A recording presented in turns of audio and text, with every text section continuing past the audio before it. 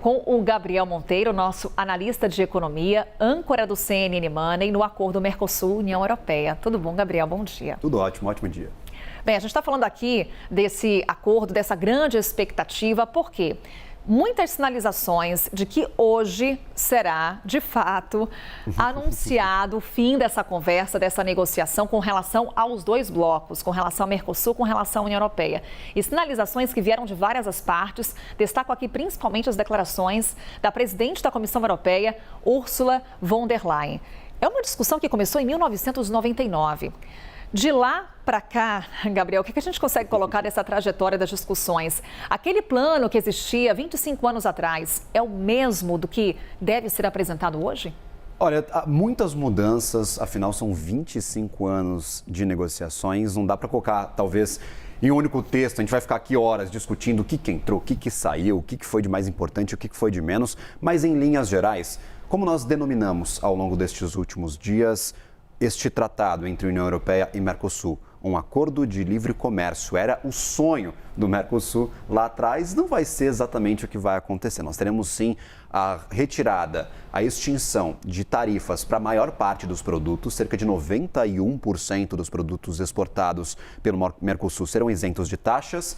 No entanto, nós temos alguns produtos ainda que serão limitados, aquelas cotas de exportações que elas vão incidir principalmente sobre o agronegócio. Todos os tipos de carne terão ainda cotas de exportação e importação pela União Europeia, então não é como se nós abríssemos de vez o mercado europeu aos nossos produtos, mas as cotas elas aumentam bastante com esta assinatura, principalmente de carnes de suínos e também de aves, que provavelmente serão os segmentos mais beneficiados com essa assinatura. Então este é um ponto. O livre comércio que foi tão sonhado, estava no esboço deste acordo, ele não vai acontecer. Nós temos sim uma ampla maioria dos produtos que serão isentos, mas há também o controle. Para além de carnes, açúcar, produtos químicos, arroz, são diversos os produtos do agronegócio que estarão nesta medida de aplicar cotas ou aumentar um pouquinho a cota do que hoje nós já temos. Outros pontos também que são tidos como mudanças ao longo dos 25 anos, pauta ambiental. Não havia tanta preocupação com a pauta ambiental em 1999, há 25 anos atrás, e essa é uma das principais bandeiras de todos os países da União Europeia. Então temos sim pauta ambiental como um ponto importante. Fora do acordo, há aquela lei de desmatamento da União Europeia, que era para entrar em vigor neste final de ano, mas vai entrar apenas no próximo. Não está no acordo, mas pode reduzir o potencial que víamos há 25 anos atrás, quando metade das exportações do agronegócio ia direto para a Europa. E um ponto também adicional é a questão da denominação de origem controlada.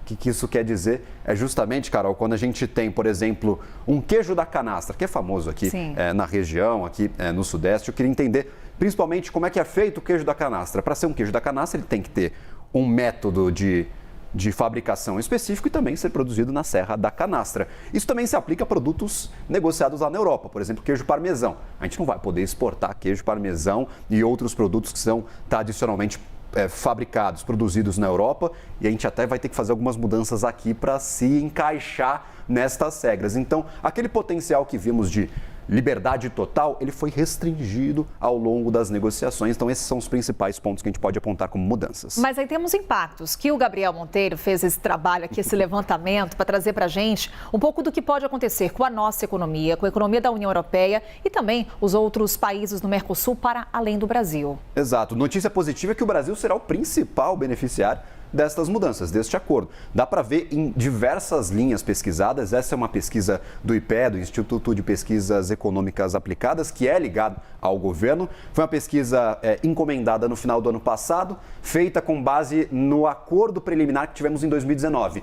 Desde então, não tivemos grandes mudanças estruturais. Eu até entrei em contato com o IPEA, me disseram, Gabriel, essas são as projeções atualizadas, nada de estrutural mudou para o acordo. Então, essas ainda valem. Vamos aos destaques para crescimento do PIB.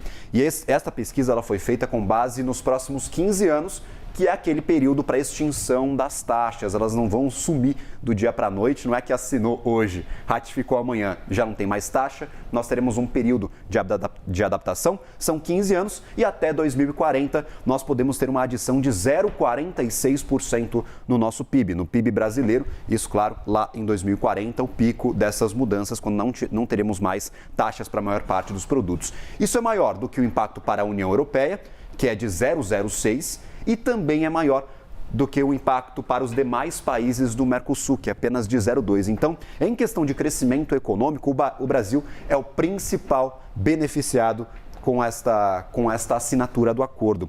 Também PIB em bilhões de dólares. A gente cresce um pouquinho menos do que a União Europeia, porque a economia da região é muito maior do que a nossa, se nós somarmos todos os países. Mas a gente está bem próximo. 9 bilhões e 300 milhões de dólares serão adicionados ao nosso PIB, em comparação com 11 bilhões e 200 da União Europeia. Até porque a gente traz o coletivo versus o individual, Exato. né? São de 27 países aqui, lembrando, né, gente? E temos algumas das maiores economias do mundo também neste bolo. Questão de investimentos, também benefício para o Brasil, atração de investimentos com a assinatura do acordo. E lembrando, essas projeções elas são feitas com base em 2 cenários. Um sem o acordo, que é o crescimento já previsto para a nossa economia, para a da União Europeia, para os outros países. E esta segunda que apresentamos por aqui, que é com o acordo. Sem o acordo, nós teremos um crescimento natural para os investimentos aqui no país. Agora, com essa assinatura, uma adição de 1,49% até 2040, que é este horizonte de aplicação, o que é muito maior do que o 0,12% de investimentos atraídos para a União Europeia e também muito maior que o 0,4% de investimentos para os demais países. Acho interessante a gente levar em consideração as exportações. Aqui o Brasil também sai na frente, então o principal beneficiado justamente é o nosso país, mas como teremos uma curva ainda para a extinção dessas taxas, a balança comercial Brasil-União Europeia vai ficar negativa. A gente vai importar mais do que vai exportar para lá nos próximos 10 anos. É uma curva ascendente, a gente ao longo do tempo vai ter uma melhora para esta balança comercial, mas em primeiro momento, para cá vai vir maquinário, vai vir também produtos químicos, produtos farmacêuticos que têm um valor agregado maior do que as commodities que nós vamos exportar.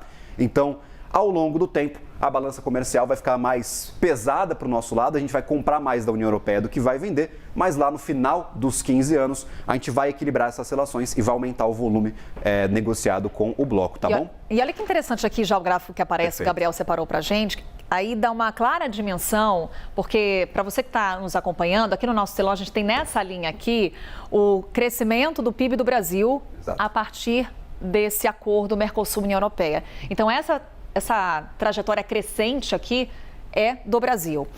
Abaixo temos então os demais países do Mercosul e aqui União Europeia. Dá para ver que o peso está muito mais para o nosso lado, né? E é justamente essa curva que eu mencionava dos 15 anos de 2024 até 2040, a gente está no finalzinho do ano, então coloca 15 anos na conta para validade deste acordo e nós temos uma curva crescente que ela ganha tração mesmo. O efeito deste acordo vai aparecer lá no finalzinho, lá em 2040. Então é um acordo para o longo prazo, é estruturante, é muito importante para a nossa economia porque realmente abre um mercado novo para diversos produtos e também para o agronegócio que apesar de negociar por cotas, vai ter uma cota muito maior com essa assinatura e pode se beneficiar bastante.